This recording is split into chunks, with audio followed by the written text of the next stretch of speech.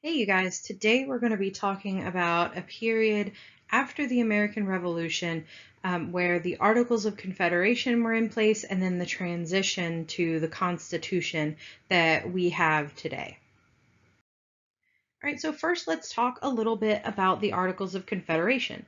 So the Articles of Confederation are kind of like the prequel to the Constitution, all right? So essentially, they are a constitution that's governing the United States, but it just kind of puts us together in a loose friendship. It doesn't really have that much power. The states hold all of the power under the Articles government. Now, the Articles were put into place in 1777, so you'll notice that's during the American Revolution. We kind of just knew that we didn't want to be like Britain, and so we went the completely opposite direction, where we gave the federal government little to no power whatsoever. It was intentionally so, though. It was intentionally weak and ineffective so that the federal government couldn't control us like we had been controlled by Britain.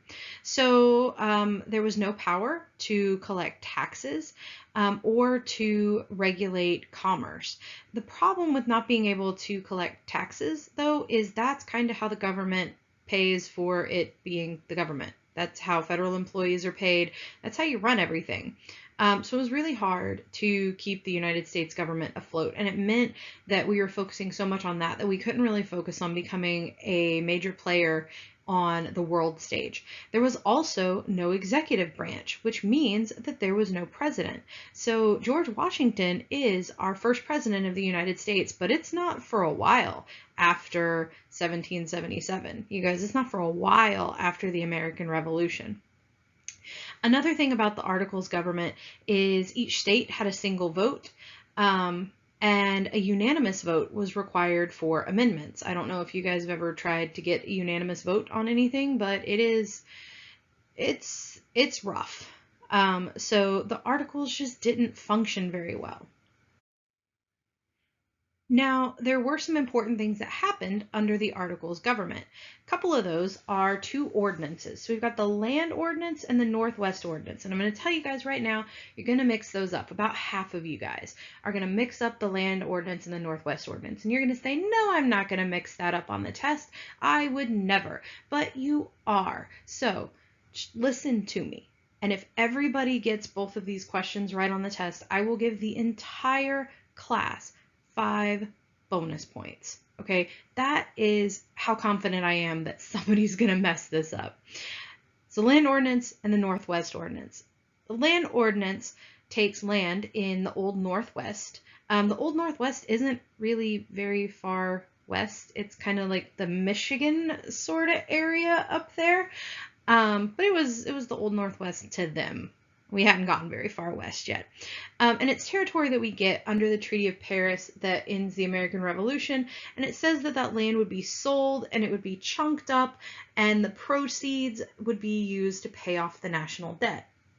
It's really important because remember, we can't enforce tax collection, so we're not making any money. So we're going to sell this land, we're going to make money off of it.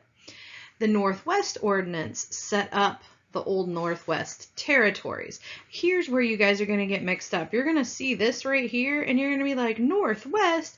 That must be the Northwest Ordinance. But no, the Northwest Ordinance sets up the territories, and it's going to do some big stuff. One of the things that it's going to do is it's going to forbid slavery. This is going to kind of set the tone for what's going to happen in the North. Slavery still existed in the North during the American Revolution, but slowly after the American Revolution, you're going to see it kind of taper off and it start to be legally forbidden in places, starting here. It's also going to guarantee certain freedoms, like the freedom for religious worship and the right to a jury trial. These are things that we're going to see later on in the Bill of Rights after the Constitution is passed. One of the big things, though, that still relates to how we do things today is it sets the precedent for how to admit states into the Union.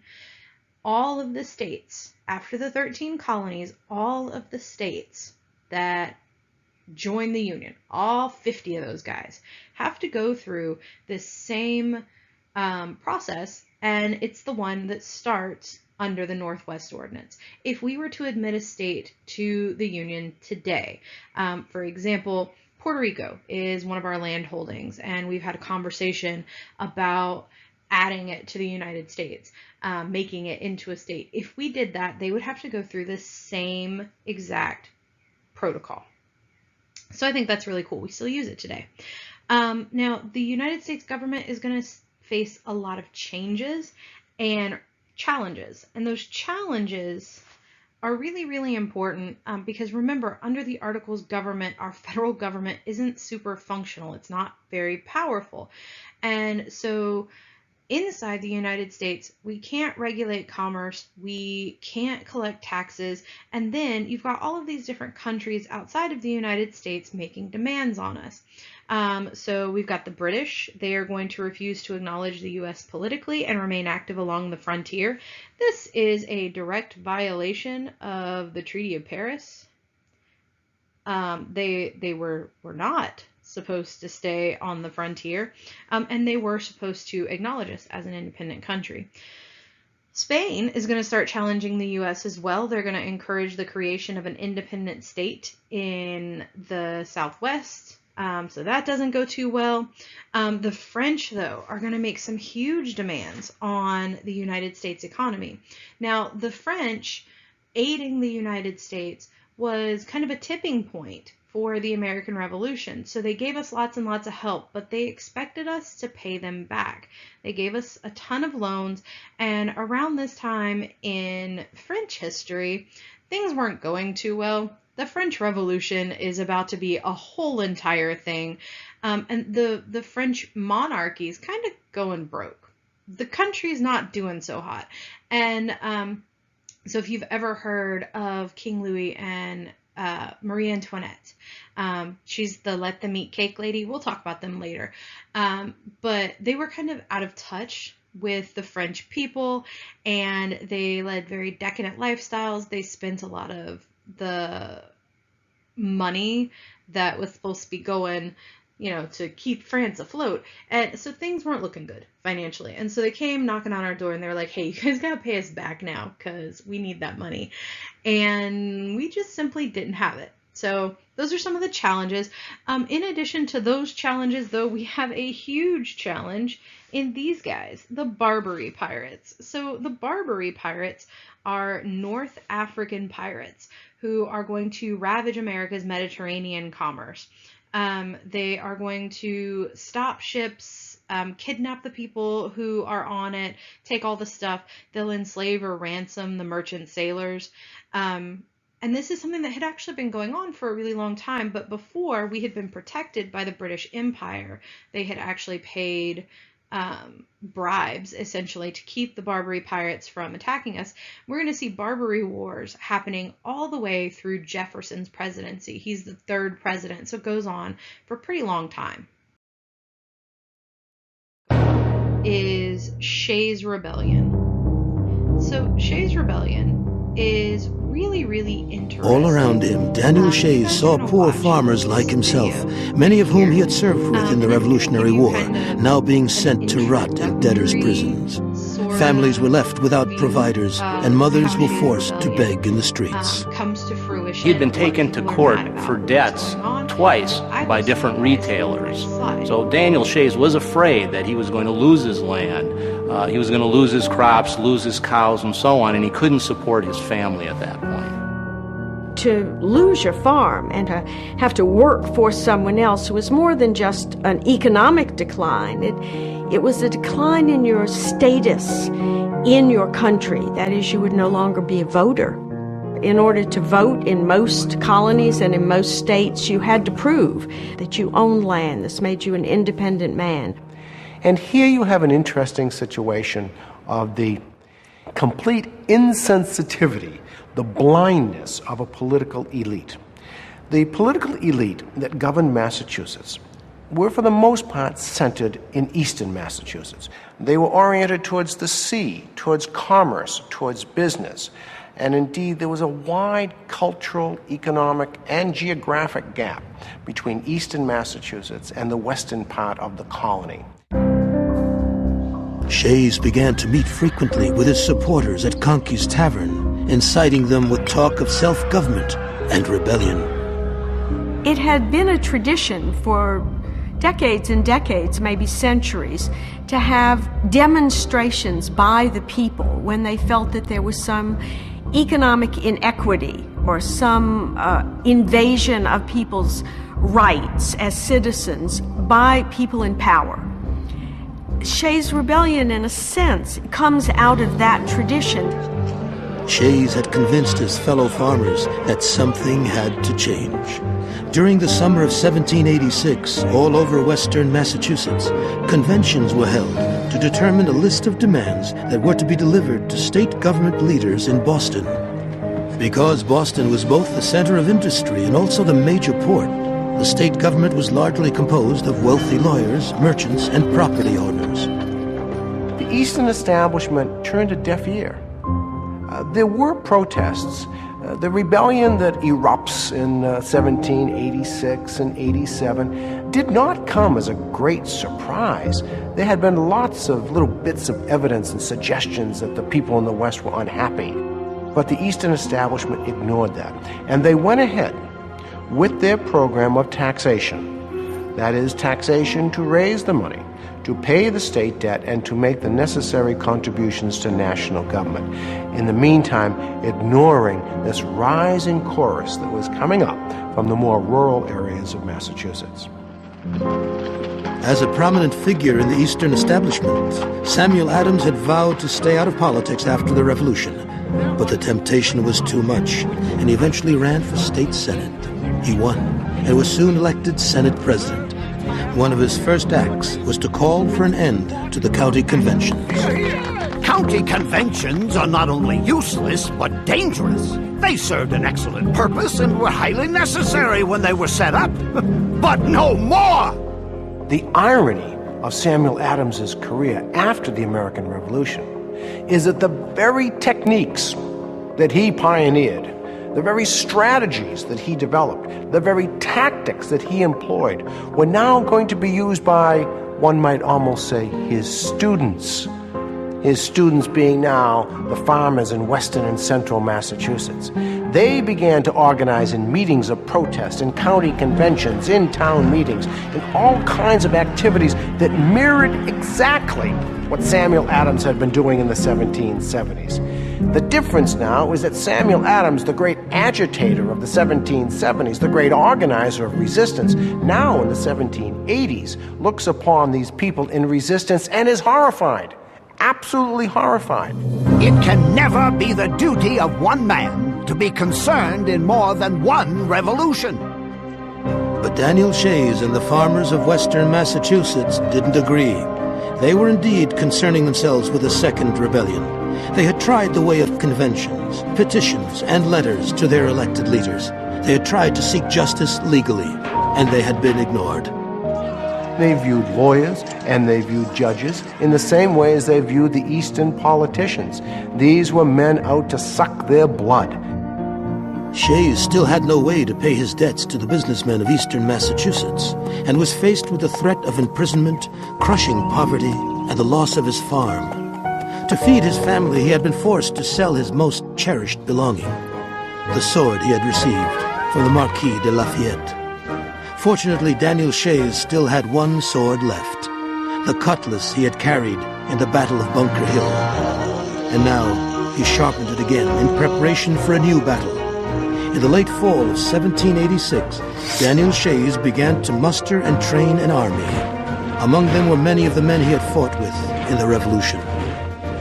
The Massachusetts veterans of the Revolution who joined Shays' Rebellion put the hemlock in their hat when they went off to war to fight against British tyranny. I mean, it was symbolic. This is the new tyranny that they're fighting against. The poor and oppressed of Massachusetts had desperately needed a leader. Now they had one, Daniel Shays.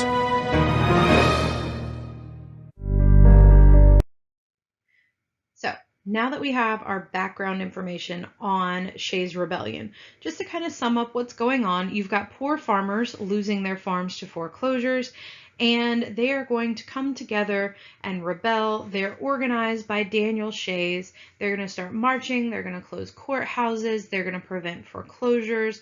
They're going to prevent farmers from being thrown into debtor's prison. We're going to have about 1,200 or so people marching on a state arsenal. We've seen this before, right? We saw this with other rebellions. We saw this with Bacon's Rebellion. We saw this with the Paxton Boys Rebellion. We saw this with the Regulator Movement. Later on, we're going to see it again with the Whiskey Rebellion. But all of these rebellions, they have something in common, you guys. It's the poor people fighting against the people who are in charge. And the people who are in charge are going to realize something after Shays' Rebellion, right? The guys who are in charge, the propertied class, they start to fear that the American Revolution had created what they call a mobocracy. All right, so during the American Revolution, one of the big things that they did was they would come together. Remember, we had our pot stirrer extraordinaire, Sam Adams, right? We had him tarring and feathering people. We had him dumping tea in the Boston Harbor. We had him interchanging letters to make sure the opposition stayed alive. Well, you had somebody raising up a mob, right? Well, now we fear, the property class fears, that that is what's going to happen anytime anybody gets upset, anytime there's a problem. And they also start to realize that in all of these other rebellions, the thing that sets those apart from Shays' Rebellion is ultimately there was always a federal government, the British government, who could come in and help if things got out of hand. And we realized that under the Articles, the United States federal government couldn't come in and help.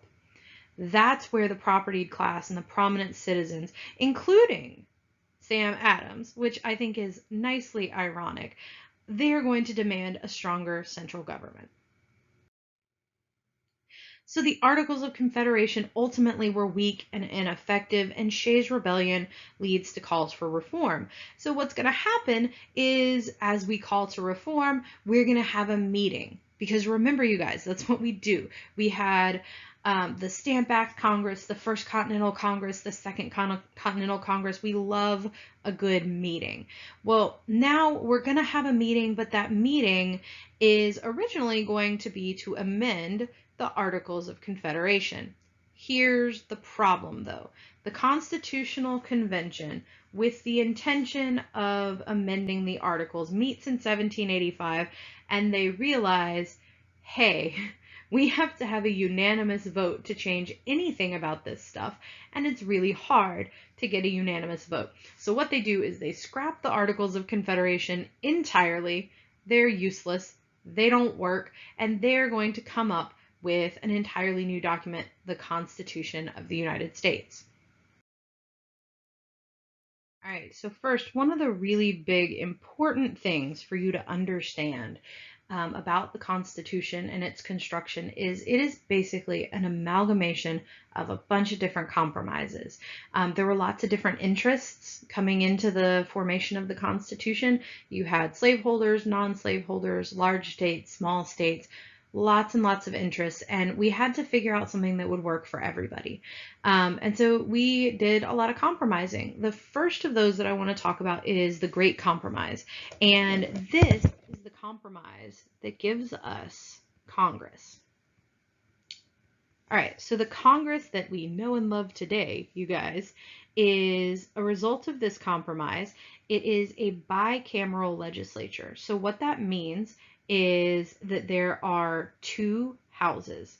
Bi usually means two, uni means one. So bicycle, one wheel, unicycle, wait, strike that, reverse it, bicycle, two wheels, unicycle, one wheel, right? Okay, so we've got our bicameral legislature, and that means that we have the two houses. We have the House of Representatives, House of Representatives is going to be determined by population. And then we have the Senate, which has 2 representatives regardless of population. So this is a result of a combination of the Virginia plan, the large state plan, and the New Jersey plan, or the small state plan. So the large states wanted a bicameral legislature, all right, so we get that, right? And they wanted the number of representatives to depend on state population in both of those. Instead, we're going to go kind of halvesies on it, and we are going to give them the House of Representatives. Then you've got the New Jersey plan. With the New Jersey plan, we would have had a unicameral legislature, and in that one, each state would have an equal vote in Congress. That would have essentially, though, set everything up kind of like the Congress that existed under the Articles of Confederation, which we had already figured out didn't work all that well. So we give them the Senate. All right, so this isn't a political science class, so we're not going to go through exactly what powers the Senate and the House of Representatives has. Suffice it to say, different bills have to originate in the Senate and the House of Representatives based on different requirements, things like that. They have all of this laid out in the Constitution. This is something that takes a long time. I'm giving you guys the very, very basics of what these plans entailed. This is a whole lot more complex, though. The next area that's going to require a lot of compromise, you guys, is slavery and abolition. So proposing abolition would have ended the convention, but most of the North generally agreed that it was something that should be ended. Since we knew that the North didn't like slavery and that the South was pretty darn fond of it, we start making compromises and concessions. So the first of those major compromises that has to do with slavery is the 3/5 clause. This is one that is quite often misinterpreted or even mistaught in K through 12. So a lot of people think that this means that slaves were thought of as 3/5 of a person, and that is just not true. The reason that it's not true is a little bit sad. The reason that it's not true is because the South saw slaves as 0/5 of a person. They did not believe that they were people at all whatsoever, but they did want them counted as part of the population. Why? Because the population is going to determine how much representation they have in the House of Representatives, right? So the 3/5 clause, or sometimes it's referred to as the 3/5 compromise, is going to say that 3 out of every 5 slaves is going to be counted in population for representation purposes, all right?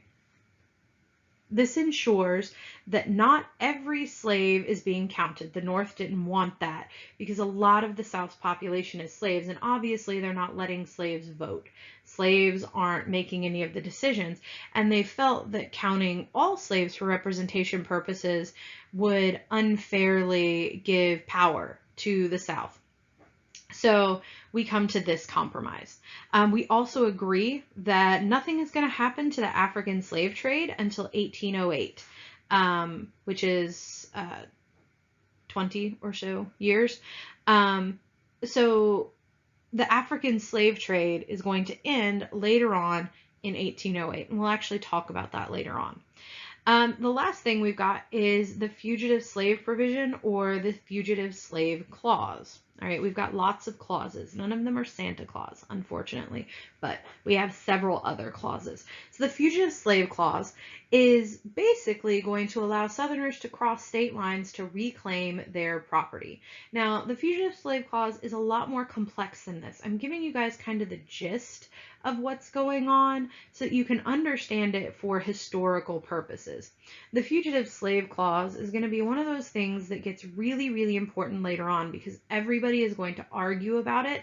They're going to argue about whether it's right for Northerners to have to return slaves. The South is going to argue about whether we're doing enough to return those slaves. So this is one that's really, really important later. We're also going to use something called checks and balances when we set up the federal government. We realize that no one piece of our government needs to have too much power. It was one of the things that we were really concerned about when we were coming up with the Articles of Confederation. We didn't want to give the federal government too much power because we were worried that they would become tyrannical. So we break things up, all right? This is an idea that is kind of plagiarized from this guy named Baron de Montesquieu. So we take his idea and we change it a little bit. Montesquieu, he's French. His idea of checks and balances actually has to do with class. So instead of class, we are going to break things down by function. So it's going to be the function of the law. So we have the legislative branch, they're going to make the law. The judiciary branch is going to interpret the law, and the executive branch is going to enforce the law. So I want to talk a little bit about something called the Electoral College. All right. The Electoral College is how we figure out who is going to be president, because you guys might not know this, but when you go and you vote for president, that vote does not directly count for who you want to vote for. What actually happens is the United States is divided up into a bunch of different electorates, right? So those electorates then each have an elector. The elector takes the votes from their electorate and based on that casts their vote. I'm going to give you guys an example because I know that this is really confusing. So my example is we are going to look at a vote for, let's just say, Queen of GMC. All right. So obviously, in any popular vote election, I would win. I'm delightful. There is no reason for me not to win. I am definitely the people's favorite. But in an electoral college, that can be different.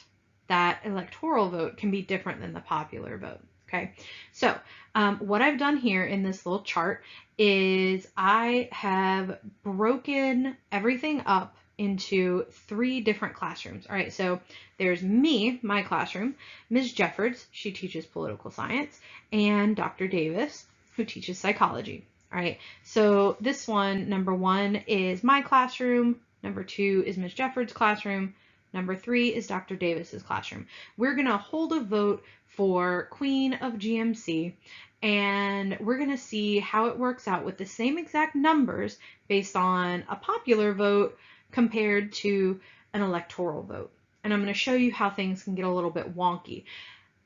It was intended to be that way by the Founding Fathers. That wonkiness, that possibility, that was the intention of our Founding Fathers.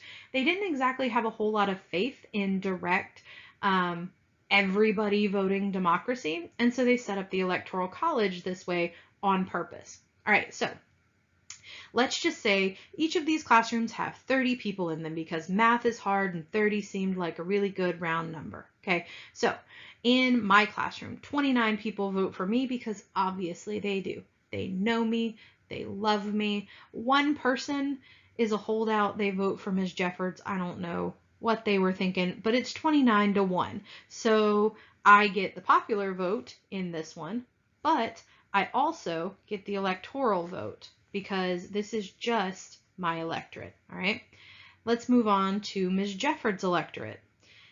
Again, we have 30 people, but 12 of them are going to vote for me while 13 vote for Ms. Jeffords. Since Ms. Jeffords gets the popular vote here, she's given the electoral vote. Okay, so we've got electorate number 1, I get the electoral vote. Electorate number 2, Ms. Jeffords does. But I already have a whole lot more votes than she does. Okay, notice that. All right, so let's move on to Dr. Davis's classroom. Dr. Davis gets 10 votes in her classroom. I get 9 votes, but Ms. Jeffords still technically gets the most with 11. And so she is going to get the electoral vote. If we look at this by electoral vote, I have 1, Ms. Jeffords has 2, Dr. Davis has none, so Ms. Jeffords wins the Electoral College. All right, so she would be the one that would be Queen of GMC under an electoral vote. But if you look right down here at the popular vote, you guys, you can see how different the popular vote can be from the electoral vote, because I have double the number of votes that she does. I have 50 votes, but somehow up here she has 2 electoral votes to my 1. That's one of the ways that the presidential vote can get a little bit wonky. All right, that's the Electoral College.